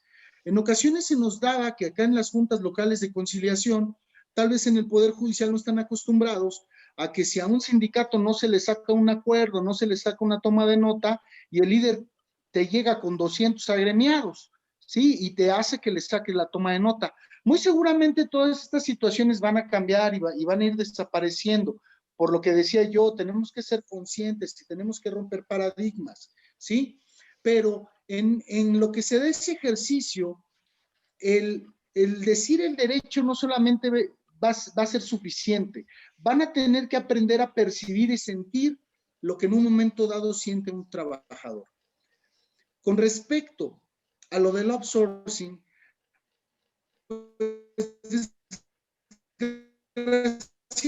es una realidad de la cual hay abogados quienes en un momento dado representan a los patrones, sino los propios patrones quienes en un momento dado han buscado a consultores que les manejan derecho corporativo, que les manejan su contabilidad o buscan coaching. La tendencia iba hacia allá. En un momento dado, ellos no lo ven en una situación de entorpecer procedimientos. Habrá quien diga es que entorpecen procedimientos por la dificultad que da a emplazar a los subcontratistas o a quien maneje el outsourcing en otra ciudad. Sin embargo, el empresario también lo ve porque estas empresas outsourcing se convierten en facilitadoras dentro de la administración interna, ¿sí? Muchas empresas en ocasiones analizan sus números y verdaderamente les sale más económico contratar una empresa que les administre a tener que contratar ellos personalmente ahora sí que a su personal, valga la redundancia y perdón por ello, ¿sí? Entonces, como lo dice el doctor, como lo dice también el doctor Ulises, sería importante revisar esa figura del outsourcing y ver si verdaderamente está cumpliendo con el fin para el cual fue creado, ¿no? El facilitar la administración de las propias empresas, Me refiero a la administración de los recursos humanos, ¿sí? Pero desgraciadamente, como lo digo yo, o como lo dice también el doctor, nuestra materia está inmiscuida en un huracán, en donde ya que nos metemos, le encontramos por dónde movernos y hacemos que se complique absolutamente todo.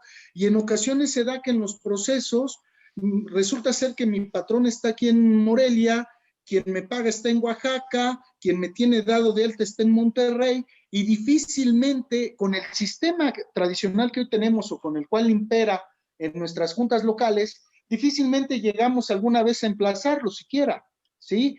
Esperemos que con el nuevo sistema, y si sigue existiendo esta figura del outsourcing, que así se ve y así se vislumbra, si no es que nuestro presidente cambia de idea, verdaderamente se cumpla con lo solicitado a través de los exhortos y se tenga un acceso rápido en ese sentido, y que los tribunales laborales se coordinen, no solamente en el Estado, sino interestatal y federal, para efecto de sacar adelante estas cuestiones respecto a los emplazamientos. ¿Les cuento? Sí. Pues me toca, bueno, ¿puedo Sí, adelante. ahondar un poquito? Contando al licenciado Ulises, lo que pasa es que al final de cuentas, si nosotros vemos la reforma constitucional del 2017 que habla de la desaparición de los juntas de conciliación y arbitraje y los tribunales, pues dice el propio 123, la resolución de las diferencias o los conflictos entre trabajadores y patrones estará a cargo de los tribunales laborales, del Poder Judicial de la Federación o de las entidades federativas, cuyos integrantes serán asignados atendiendo a lo dispuesto por el artículo 94, 97, 116, fracción tercera, 122, apartado A, fracción cuarta de la Constitución, según corresponda, quien deberán contar con capacidad y experiencia en materia laboral, que también eso fue importante porque queda claro desde la propia reforma que no podrás improvisar, sino que tendrá que tener cierta capacidad o experiencia en materia del trabajo y observar los principios de legalidad, imparcialidad, transparencia, autonomía e independencia. Y precisamente el artículo 97 de la Constitución habla de la forma en cómo se han de nombrar los magistrados y los jueces de distrito, que serán nombrados conforme a las disposiciones que establezca el propio Poder Judicial de la Federación. En el caso del Estado, el artículo 116, fracción tercera, dice: la independencia de los magistrados y jueces en el ejercicio de sus funciones deberá estar garantizada por las constituciones y las leyes orgánicas de los estados, los cuales establecerán las condiciones de ingreso, formación y permanencia de quienes sirvan los poderes judiciales de los estados. Es decir, quien al final de cuentas lo pone, pues es las propias constituciones de los estados y la propia legislación estatal. Los nombramientos de los magistrados y jueces integrantes de los poderes judiciales locales serán hechos preferentemente. Dice, no necesariamente deben ser con 5 años de experiencia, preferentemente entre aquellas personas que hayan prestado servicio con eficiencia y probidad en la administración de justicia, o que la merezca por su honorabilidad, competencia, antecedentes con otras ramas de la profesión jurídica. Eso dice el artículo 116 constitucional en la Federación. Sin embargo, tengo entendido que en el Estado se ha establecido mecanismos para ingresar al Poder Judicial en todo caso, y que puede ser mediante concursos o mediante ciertos requisitos y capacitación, con convocatorias abiertas al público. Es decir, si al final de cuentas yo no tengo la posibilidad de tener gente con experiencia que ya haya tenido los 5 años, pues podré abrirlo al público. Lo que sí sé que está haciendo el gobierno, el Poder Judicial del Estado, es de entre sus jueces, de entre los aspirantes de secretarios, etcétera, está estableciendo capacitación constante al grado tal de llevarlos a poderles acreditar esa experiencia y esa capacidad para ser los jueces de lo laboral y secretarios de instrucción, que van a tener un peso importantísimo en la reforma, ¿no? Estamos viendo unos jueces, y los secretarios de instrucción tendrán un peso específico. Se está haciendo un esfuerzo importante, eso sí lo sé, eso me consta, porque bueno, pues también participo ahí en el Poder Judicial en la capacitación. Y se está buscando precisamente que solamente en los casos de que no existiera el personal suficiente para ello, se está también abriendo las convocatorias, y existe personas con capacidad y que están capacitándose para participar en eso. Pero hasta ahorita creo que hay una reserva de 20 personas que ya han cursado una serie de requisitos, de cursos, de capacitación, de profesionalización tendientes a ello, en ese sentido. En el caso del outsourcing, esa parte resulta un tanto interesante, porque la verdad el problema, desde mi punto de vista, y eso lo veo así, la propia Organización Internacional del Trabajo ha dicho que el outsourcing es necesaria, ¿no? También la Organización Internacional del Trabajo dice que es una forma de organización empresarial, y me parece interesante, pero que también me parece interesante algo bien cierto. nos vamos mucho a la idea de la protección de los trabajadores, la protección del trabajo, pero el derecho humano al trabajo no es solamente de los trabajadores asalariados. El artículo quinto constitucional habla de que todo el mundo puede dedicarse a la profesión, comercio, oficio que más le plazca siendo lícitos. Entonces, también habla de que ese derecho de empresa, ese derecho del empresario también es un derecho humano. El que puede dedicarse al comercio, profesión o actividad que más le plazca siempre y cuando sean lícitas. También es parte de ese derecho humano al trabajo. Es decir, también vamos a ver nosotros que la Organización Internacional del Trabajo ya lo ha dicho, que no solamente se refiere a la protección del trabajo asalariado, sino que a todo tipo de trabajo, y la promoción del trabajo digno y decente se refiere a todo trabajo asalariado, ¿no? Pero más allá de ello, lo cierto es que el outsourcing es una forma de organización empresarial de la libre empresa que me parece que es necesario en un momento dado. El problema es los abusos que se han venido dando en torno a esa figura. Si nosotros analizamos realmente el outsourcing, no es solamente el régimen de subcontratación. Hoy en día se le identifica al outsourcing como el régimen de subcontratación, pero esa tercerización y subcontratación es una deformación del outsourcing propiamente dicho. Porque el artículo 13 y 15 de la Ley Federal del Trabajo habla de esa posibilidad de que empresas contraten servicios para ejecutarlos con recursos propios y suficientes para otra empresa. Es decir, eventualmente las empresas pueden contratar a otras que le ayuden a actividades accesorias a la principal de la que ella se dedique. Es decir, si yo me dedico a una actividad a la producción de un bien de servicio en específico, hay actividades que son accesorias que van en torno a ello, como la limpieza, la seguridad y cosas que no son la actividad principal. Y que eventualmente, como dijo el maestro Arturo, te sale más barato contratar los servicios de una empresa que te dé un servicio profesional en ese aspecto para cumplir con aquello que es accesorio. O bien, como dice outsourcing, ¿no? Fuera de la fuente, o sacar parte de un eslabón de esa cadena de producción, llevarla a otra empresa y después regresar y continuar con tu cadena de montaje o ensamblaje. Eso es, me parece que es algo interesante. Y están las reglas, y estuvieron siempre las reglas en el artículo 13 y 15, y habla de la responsabilidad solidaria que tienen las empresas. Incluso se sigue hablando de que en caso de que no se solvente el outsourcing, o lo que conocemos como outsourcing, la subcontratista, el beneficiario de la obra o de los trabajos será responsable solidario de los mismos. A veces el problema es que no hemos sabido defendernos para enfocar desde la demanda esa responsabilidad solidaria. A veces también porque los trabajadores lamentablemente desconocen quién es su verdadero patrón, porque obviamente siempre se ha pagado una persona con un nombre, una razón social que no corresponde a la que está rotulada en la empresa, ¿no? ¿Cuánto vemos los recibos? Me parece que lo que sí tendríamos que hacer más que desaparecer el outsourcing es buscar reglas que realmente busquen la estabilidad de los trabajadores, que realmente busquen la protección de los trabajadores, reglas a lo mejor más rígidas o no, para evitar precisamente esos abusos por parte de empresas que en un momento dado se forman únicamente para defraudar a los trabajadores. Porque hay empresas, hay outsourcing reales o contratistas reales que sí prestan servicios como tal, ¿no? Que te ofrecen un servicio en el cual te ayudo con cierto personal capacitado, profesionalizado para poder cumplir con ciertos servicios. Pero también es cierto que hay outsourcing, que si compara los socios del outsourcing con la empresa beneficiaria son exactamente los mismos. Y que también me parece que si nosotros pudiéramos irnos a la idea del artículo 15 de la Ley Federal del Trabajo, dice que cuando una empresa presta servicios de forma exclusiva para otra, automáticamente la otra se convierte en responsable solidario. También me parece a mí que si ese outsourcing solamente tiene como cliente a una sola empresa, pues aquella se convierte automáticamente en responsable solidario. Entonces, aquí más bien sería ver cómo podemos regular este fenómeno de abuso, porque ese es un fenómeno de abuso, pero que también no podemos desterrarlo porque es una forma de organización sindical, de organización empresarial que es válido y que puede darse en algunos casos, me parece, ¿no? También no podemos satanizar una figura que ha existido de toda la vida, pero que sí, al fin, abogados somos y buscamos la forma de darle la vuelta a la ley, ¿no? Digo, la verdad es que también seamos honestos y que lo hemos hecho así, pero bueno, siempre habrá la forma de solucionar este conflicto, ¿no? Eso sería lo que yo pensaría. O sea, al final de cuentas, más bien buscar cómo podemos regularlo de forma eficaz y eficiente ese problema del outsourcing.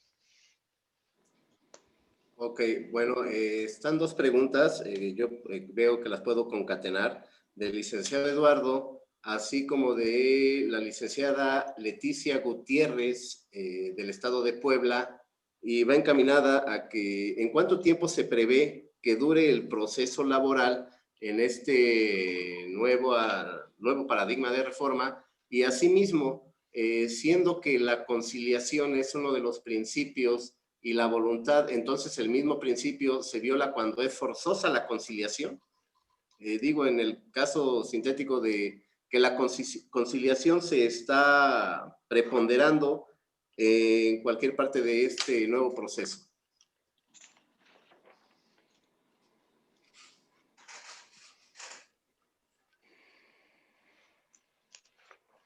Adelante, Arturo. Sí, gracias.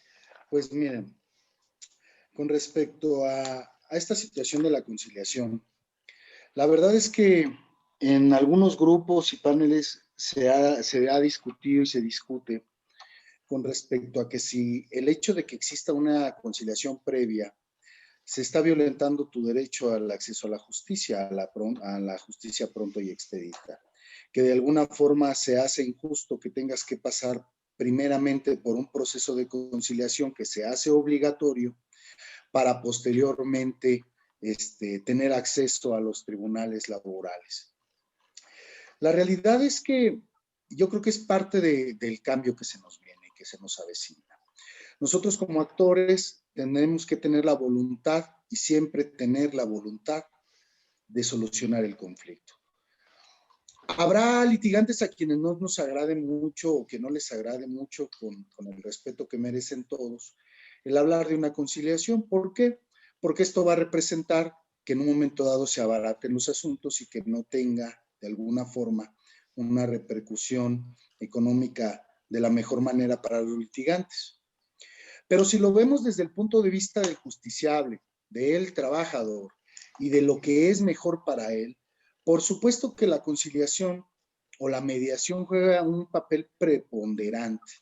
La intervención de ese centro de conciliación nos dice que va a ser hecha por personal debidamente capacitado y que va a buscar en un momento dado el solucionar el conflicto de la mejor manera.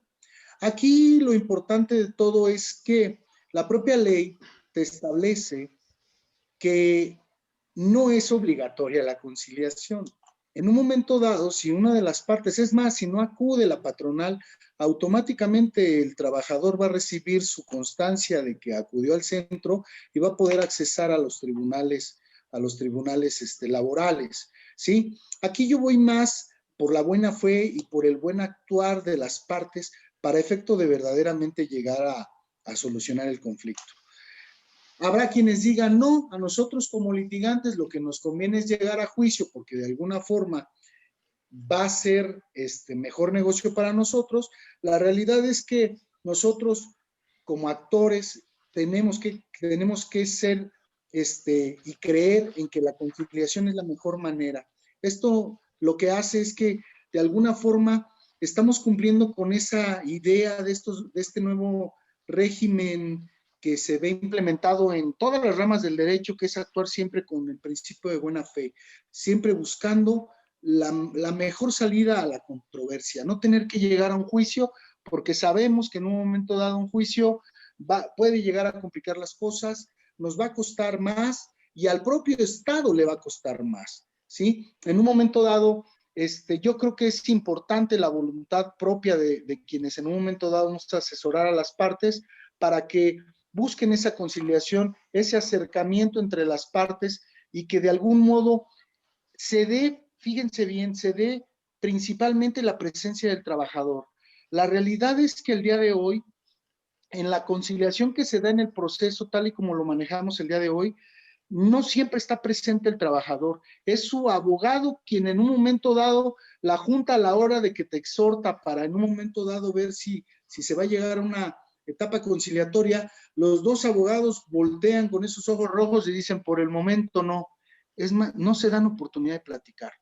Y ya cuando el abogado del trabajador te dice, por el momento no, aun y cuando el abogado patronalista haya hecho un esfuerzo con el patrón de manera de llegar con una propuesta, pues ya estaría de más, ¿sí? Al ver la poca voluntad que tiene el abogado del trabajador. Aquí va a ser diferente. Vamos a tener la oportunidad de sentar verdaderamente al trabajador y que él sea quien decide en un momento dado si continúa o no en juicio. Con respecto a la otra pregunta de cuánto van a durar los juicios, yo no me atrevería a decir un estimado. Hay quienes en un momento dado hablan que después de los 45 días, estamos hablando que estos asuntos se resuelven después del desahogo en menos de 6 meses, ¿no, doctor? Más o menos, a ver, déjame ver, más que aquí se me atravesó algo que yo no sé qué piqué aquí, que se me cayó la. A ver, déjame ver. Que no sé si sea esto, déjame compartir algo. No sé Sí, qué estén viendo ahí, duración del procedimiento ordinario laboral. En teoría, bueno, son 45 días naturales previos, para o sea, máximos, porque también habrá que entender que no necesariamente tienes que agotar los 45 días en la conciliación, ¿no? Porque la audiencia será dentro de los 15 días siguientes a que presentas tu solicitud y tendrán que notificar cuando menos con 5 días de anticipación y que eventualmente pueden en ese momento decir no hay arreglo, me doy la constancia y me voy. Pero ya en las fases del procedimiento, tanto en la fase escrita como en la fase oral de la audiencia preliminar y audiencia de juicio, se supone que haciendo la suma de todos los términos estaríamos hablando de 60 días hábiles. O sea, en 60, una cuestión sí, óptima, una 2 cuestión meses óptima. decíamos, Sí, sí. 60 días hábiles, más o menos. Eso sería lo que en teoría tendría que durar el nuevo juicio, ¿no? Entre su fase escrita, que se da entre la demanda, concesión de demanda, reconvención, bueno, sin reconvención, porque ahí sí se podría ampliar un poquito. Y las diferentes fases, esto más o menos tendría que durar 60 días hábiles. Sería lo que en teoría tendría que durar este procedimiento ordinario laboral. Por eso, de alguna forma, mi queja, porque si el procedimiento actual, si también fuera óptimo, tendría que durar 65 días y si nos fuéramos a lo máximo con 45 días naturales y esto, pues duraría cerca de 105 días, pues en teoría sería más largo el nuevo, en teoría. Claro. Pero se supone que esto no va a ser así porque al final de cuentas aquí los jueces iban a tener que irse apegando a los términos establecidos tanto en la fase escrita como en la fase oral, en donde eventualmente lleves a la audiencia preliminar y en el término señalado inmediatamente se lleve la audiencia de juicio dentro de los 20 días siguientes. En la audiencia de juicio se desahogan pruebas y vámonos, se resuelve en ese momento o en el periodo que señala la propia ley. Entonces, creo que esto sería mucho, muy rápido, 60 días máximo. Pero En teoría serían 60 días. cabría destacar eso que dices tú, doctor, que es en teoría, hoy vemos los procedimientos de juicio oral en materia penal y en materia familiar, nos damos cuenta que en un momento dado, aun y cuando se pondera por la continuidad de las audiencias, siempre hay circunstancias que hacen que no se dé así y van alargando un poco los plazos, ¿no? Aún así, creo que tenemos que tener confianza de que ya a la larga los procedimientos ordinarios van a ser un poco más rápidos, ¿no? Sí, digo, la verdad es que si esto fuera no óptimo, pensar que durábamos 3 o 4 meses, yo creo que sería excelente, ¿no? Digo, pues, Claro. es más que durábamos 6 meses ya con amparo y toda Sí, la cosa, a los 4 o 5 años que duramos cuando bien nos va, yo creo que sí implicaría. Ahora, disculpa que meta aquí. Creo que es cierto lo que dices. El hecho de ir a la conciliación no vulnera ningún derecho, por el contrario, garantiza la libre tutela, la efectiva tutela de los derechos laborales, porque es así, mediante el diálogo social o el diálogo entre las partes, cómo pueden llegar a una solución más rápida y expedita que pueda dar solución a los conflictos de los trabajadores. Eventualmente, a lo mejor en esa conciliación puedo reinstalar al trabajador, olvidar el conflicto y garantizarle su derecho o indemnizarlo y irnos más rápido y a lo mejor en menos de 45 días yo ya tengo resuelto algo. Porque además tenemos que recordar que si nosotros vemos el perfil de los nuevos conciliadores, pues es un perfil donde se supone que tienen que tener incluso certificación en mediación, conciliación, etcétera, que tendrá que ser licenciado en Derecho o carrera afín. Es decir, pueden ser psicólogos. También tenemos que ver que se supone que serán muy profesional el centro, tendrán que ser gente con una capacidad para la idea de la mediación, la conciliación bastante desarrollada. Por lo tanto, creo que esto sí pudiera ayudarnos para solucionar los conflictos de una forma más rápida. Eso sí, creo yo que dice bien el maestro Arturo, realmente el éxito o el fracaso de la reforma laboral está ahí. Si nosotros logramos que el 90% de los conflictos se queden en la conciliación, estamos del otro lado. Y entonces el amigo Victorino descansará, ya no tendrá que resolver tantos juicios en materia claro, de amparo, ¿no? claro. Que esa es la realidad de las cosas. Esto sería todo. Ok. Tenemos también al licenciado Manuel Rodríguez Martínez de Guadalajara, Jalisco. En primer lugar, los felicita por la exposición. Y en segundo lugar, le gustaría conocer su opinión, cómo se deben de ofrecer y valorar los documentos en la etapa de juicio oral laboral. Mi pregunta surge porque los principios que regirán el nuevo juicio ordinario oral laboral en su denominación son los mismos a los que se refiere la reforma en la materia penal. Dice no, cuestiones diferentes, pero en materia penal sí se quiere que el Tribunal de Juicio Oral valore un documento sin tener que incorporar por medio de un interrogatorio a la persona que conoce el documento. Tratándose del juicio oral laboral, ¿será de la misma manera? Esa es la pregunta de nuestro licenciado de Guadalajara, Jalisco. Bien. Si me permites, doctor. Adelante, adelante. Aquí cabría resaltar una situación. Uno de los principios que siempre ha regido desde inicios, ya lo dijo con los antecedentes históricos el doctor Sergio, es el principio de sencillez, y ese principio sigue imperando en el nuevo modelo, en el nuevo sistema de justicia laboral. Dentro de ese principio de sencillez, ahora la ley nos exige que en la demanda se acompañarán las pruebas de las cuales las partes gozan. Será así, no se necesitará la incorporación como en materia penal, salvo que en un momento dado, ya cuando comencemos en los procesos, en la práctica forense, en el camino, los criterios nos digan que va a ser de esa forma, pero de acuerdo a lo que marca la ley, va a ser de forma como hoy la hacemos a través de nuestra etapa del 880 que nos marca el día de hoy, solamente que va a ser desde la presentación misma de la demanda, y ya en su momento, en la etapa se me fue el nombre ahorita, preliminar, en un momento dado ver y checar cuáles en un momento dado no pueden tener relación con el asunto, o depurar las pruebas, ¿no? Con la firme idea justamente de la rapidez, pugnar por ese principio de celeridad, pero sigue imperando ese principio de sencillez. Recordemos que en un momento dado, no es que en un momento dado yo sea defensor de los derechos únicamente de los trabajadores, pero ese principio proteccionista existe. Hay quienes dicen que no, que con este nuevo sistema el trabajador ya va a tener también acceso a ser representado por un abogado debidamente certificado y que lo va a representar debidamente y que va a tutelar por sus derechos. Claro que sí. Sin embargo, la naturaleza del propio derecho laboral te lo va a seguir dando. Y ese principio de sencillez va a seguir, imperando dentro del nuevo proceso, y esto nos dicta que las pruebas van a ser emitidas en la etapa escrita y en un momento dado van a ser depuradas en la etapa preliminar sin necesidad de incorporación, como bien lo dice nuestro compañero de Jalisco. Sí, incluso ampliando la respuesta del maestro Arturo, hay algo que sí tenemos que destacar y es interesante.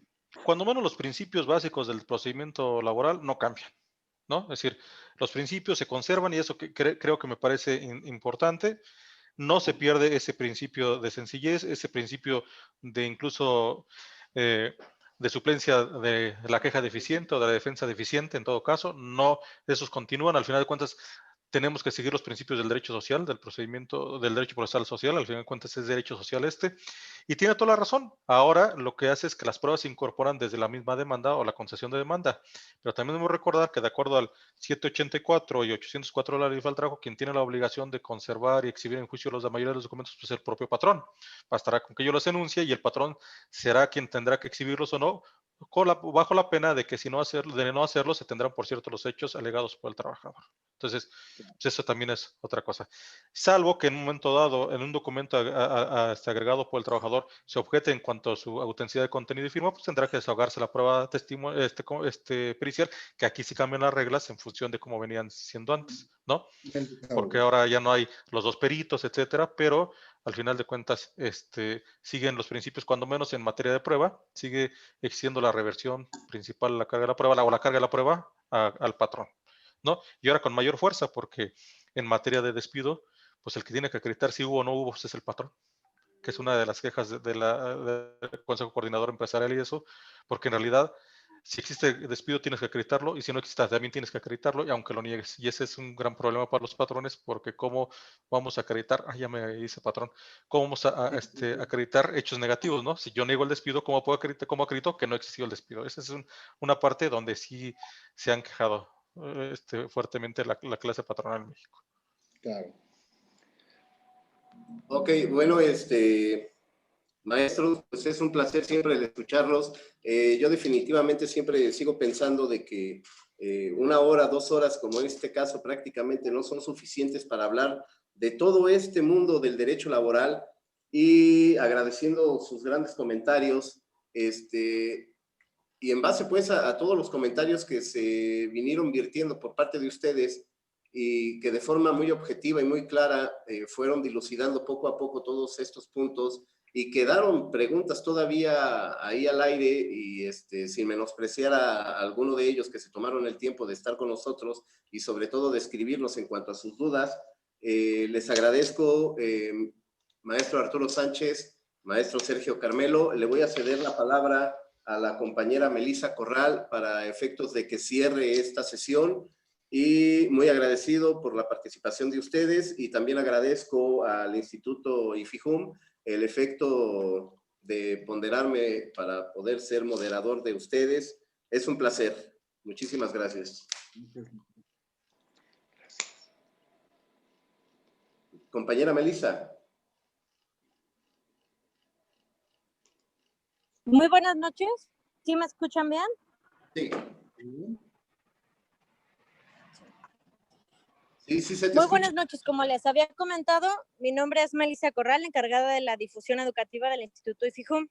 Les recordamos que aquellos que deseen la constancia de este panel tendrán que mandar un WhatsApp al 4432 25 39 69 para hacerles llegar los datos de depósito y puedan mandar el comprobante de pago para podérselos hacer llegar. El costo de la constancia para el público en general es de 80 pesos y para la comunidad de IFIJUM, maestros, alumnos y administrativos, de 50 pesos. Les compartimos que la próxima semana daremos inicio a nuestro curso taller de organización y desarrollo de las elecciones, el cual se llevará a cabo el próximo 27 y 28 de noviembre. A partir de la próxima semana se podrán registrar para poder recibir información del mismo. Y si no, se les puede brindar información por medio de Facebook o correo electrónico, donde se les hizo llegar el link para esta conferencia. Al mismo tiempo, les compartimos que durante todo el mes de noviembre tendremos 30% de nuestras mensualidades en cualquiera de nuestros programas de licenciatura, maestría y doctorado para nuestros nuevos ingresos del ciclo febrero y julio. Muchas gracias nuevamente y muy buenas noches. Buenas noches. Gracias. Nomás, ¿puedo hacer un anuncio rápido? Sí.